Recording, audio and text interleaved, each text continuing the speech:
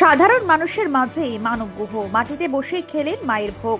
ভোটের দিন সাধারণ মানুষের সঙ্গে মাটিতে বসে ভাত খাওয়ার ছবি নজর কেড়েছিল বহু মানুষের। বিধায়ক হওয়ার পরও সেই একই ছবি ফের দেখা গেল মেমারির দেবীপুরে। সাধারণ মানুষের সঙ্গে এক সারিতে মাটিতে বসে মায়ের ভোগ খেলেন মেমারির বিজেপির বিধায়ক মানব গুহ। গতকাল ছিল 7ই জ্যৈষ্ঠ। ভোর থেকেই ভক্তদের ঢল নামে দেবীপুর কালী মন্দিরে। শ্রী শ্রী কালী মাতা বাবা ঈশানেশ্বর মনসা দেবীর উদ্দেশ্যে উৎসর্গ পুজো যজ্ঞাদি অনুষ্ঠান মুখর হয়ে ওঠে গোটা মন্দির প্রাঙ্গণ। গত 5 বছর ধরে নিষ্ঠা ও ভক্তি ভরে এই বাৎসরিক পুজোর আয়োজন হয়ে আসছে। প্রতি বছর এই বিশেষ দিনে অনুষ্ঠিত হয় এই মহা পুজো, আর সেই উপলক্ষে এলাকার মানুষের উৎসাহ থাকে চোখে পড়ার মতো। আজ ছিল ভোগ বিতরণের আয়োজন। আয়োজকদের দাবি প্রায় 10 থেকে 12,000 ভক্ত এদিন মায়ের ভোগ গ্রহণ করতে মন্দিরে উপস্থিত হন। সকাল থেকেই দীর্ঘ লাইনে দাঁড়িয়ে ভক্তদের ভোগ গ্রহণ করতে দেখা যায়। এদিন মন্দিরে পৌঁছান মেমারির বিধায়ক মানব গুহ।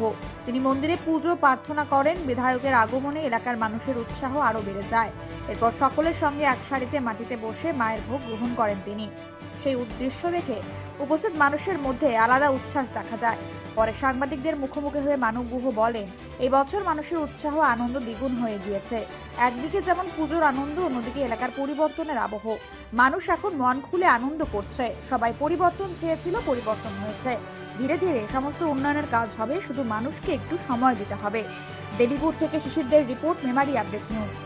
দেখো, পুজোর অনুষ্ঠানে বলার কিছু নেই। মানুষ আনন্দ করছে, আরও বেশি আনন্দ এবারে হয়েছে। এবারে পরিবর্তন হয়েছে, মানুষ একটা স্বস্তির নিঃশ্বাস ফেলতে পেরেছে। ফলে মানুষের আনন্দ যেটা ছিল সেটা দ্বিগুণ হয়ে গেছে। পুজোর উৎসব, ভোগ খেলাম, অসাধারণ টেস্ট, খিদেও পেয়েছিল।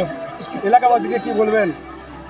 এলাকাবাসী খুশি, একটা বড় পরিবর্তন হয়েছে। তারপরেই পুজো হয়েছে, বললাম দ্বিগুণ উৎসাহ। এবার এলাকাবাসীকে বলবো আমাদের সরকারকে কয়েকটা দিন সময় দিতে, সব উন্নয়ন হবে। জুন মাস থেকেই অনেক কিছু, অন্নপূর্ণা ভাণ্ডার শুরু হয়ে যাচ্ছে, 125 দিনের জব কার্ডের যে কাজ সেটা শুরু হয়ে যাচ্ছে, আয়ুষ্মান ভারত যোজনা শুরু হয়ে যাচ্ছে। সবে তো শুরু, এখন দেখতে থাকো না কি হয়। ধন্যবাদ।